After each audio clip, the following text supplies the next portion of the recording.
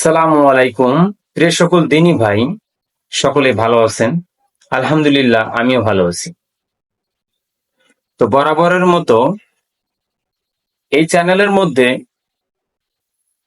যা কিছু পাবেন সব দিন ইসলামের কথা, দুনিয়া ও আখেরাতের বিষয়ে, কিভাবে দুনিয়া লাভ করা যায়, কিভাবে আখেরাতে কামিয়াব হতে পারেন, এই বিষয়ে সহিহ আল বুখারীর গ্রন্থ থেকে আলোচনা করে থাকি। আজকের ওই একই আলোচনার বিষয় সহিহ আল বুখারীর অধ্যায় নম্বর ৪৫। আজকের বিষয় হচ্ছে গামলা, কাঠ এবং পাথরের পাত্রে অজু গোসল করা। এই বিষয়ে কিছু হাদিসের আলোচনা তুলে ধরব। আশা করি অবশ্যই আমার চ্যানেলটিকে সাবস্ক্রাইব করবেন এবং এই দিন ও ধর্মের বিষয়গুলো মানুষের কাছে প্রচার প্রসার করবেন, যাতে করে আপনারও আমার উভয়েরই জন্য কাল কিয়ামতের মাঠে কাজে আসে। আনাস রাদিয়াল্লাহু আনহু থেকে বর্ণিত, তিনি বলেন, একদা সালাতের উপস্থিত হলে যাদের বাড়ি নিকটে ছিল তারা অজু করার জন্য বাড়ি চলে গেলেন, আর কিছু লোক রয়ে গেলেন, তাদের কোনো অজুর ব্যবস্থা ছিল না। তখন আল্লাহ রাসূল সাল্লাল্লাহু আলাইহি সাল্লামের জন্য একটি পাথরের পাত্রে অর্থাৎ পাথরের পাত্রে পানি আনা হলো। পাত্রটি এত ছোট ছিল যে তার মধ্যে তার উভয় হাত মেলে দেওয়া সম্ভব ছিল না, ব্যবস্থা ছিল না। তা থেকেই কমের সকল লোক অজু করে ফেললেন। আমরা জিজ্ঞাসা করলাম, আপনারা কতজন ছিলেন? তিনি বললেন, ৮০ জন বা তারও কিছু অধিক। সুতরাং এই হাদিস থেকে আরো কিছু বিষয় ফুটে ওঠে। তা হচ্ছে পানির অপচয়, অর্থাৎ ওই যে পাত্রের মধ্যে হাত ঢোকানো যাচ্ছে না, অথচ সেই পাত্রের মধ্যে ৮০ জন মানুষ অজু করেছে।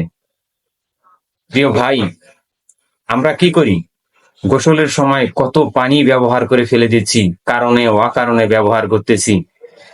হ্যাঁ, পানিকে কোনো গুরুত্ব দিচ্ছি না, অথচ বর্তমান সময়ে পানির ব্যাপক কদর এবং বর্তমান সময়ে আমাদের পানির ব্যাপক প্রয়োজন।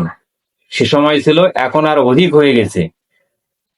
কারণ বিভিন্ন মোটরের সাহায্যে পানি তোলা হচ্ছে, কিন্তু পাম্পে পানি পাওয়া যাচ্ছে না। এর মূল কারণ হচ্ছে পানির অপব্যবহার এবং অপচয়, যা কোরআন সুন্নাহর বহির্ভূত হওয়ার কারণে আজকে মানুষের এই সমস্যা সৃষ্টি হয়েছে। আশা করি আমার কথাগুলো বুঝতে পেরেছেন। আবু মুসা রাদিয়াল্লাহু আনহু থেকে বর্ণিত, একদা নবী সাল্লাল্লাহু আলাইহি সাল্লামের একটি পানি ভর্তি পাত্র আনলেন, তাতে তার উভয় হাত এবং মুখমণ্ডল ধুলেন এবং কুলি করলেন। অর্থাৎ পাত্রের পানি ব্যবহার করা অবশ্যই যাবে। আব্দুল্লাহ ইবনে জায়েদ রাদিয়াল্লাহু আনহু থেকে বর্ণিত, একদা আল্লাহ রাসূল সাল্লাল্লাহু আলাইহি সাল্লাম আমাদের বাড়ি এলেন। আমরা তাকে পিতলের একটি পাত্রে পানি দিলে তা দিয়ে তিনি ওযু করলেন। অর্থাৎ পিতলের যে থালা, এই পাত্রের মধ্যে তিনি হাত দিলেন এবং মুখমণ্ডল ৩ বার, উভয় হাত ২ বার করে, এবং তার হাত সামনে এবং পেছনে মাথা মাসাও করলেন। তারপর তার পা গুলো পরিষ্কার করলেন। তা আমরা অবশ্যই যথাযথ ভাবে বুঝতে পারলাম যে এটার উপর আমল আমাদের অবশ্যই সুন্দরভাবে করতে হবে। এবং আপনারা কাঠ অথবা আপনার লোহার পাত্রের মধ্যে অথবা অন্য কোনো জিনিসের মাধ্যমে আপনি অজু কমপ্লিট করতে পারেন। হতে পারে সেটা গামলা জাতীয় কোনো জিনিস, অথবা কাঠের মধ্যে হতে পারে কাঠ জাতীয় কোনো জিনিস, অথবা পাথরের মধ্যে বা পাথর জাতীয় জিনিসের মধ্যে পানি রাখা হলে এগুলোতেও অজু করা যাবে, কোনো সমস্যা নাই। আল্লাহ রাসূল সাল্লাল্লাহু আলাইহি ওয়াসাল্লামের হাদিসের মাধ্যমে আমরা প্রমাণ পেলাম। তো আপনারা অবশ্যই এই বিষয়ে খেয়াল রাখবেন এবং অজু করতে পারেন।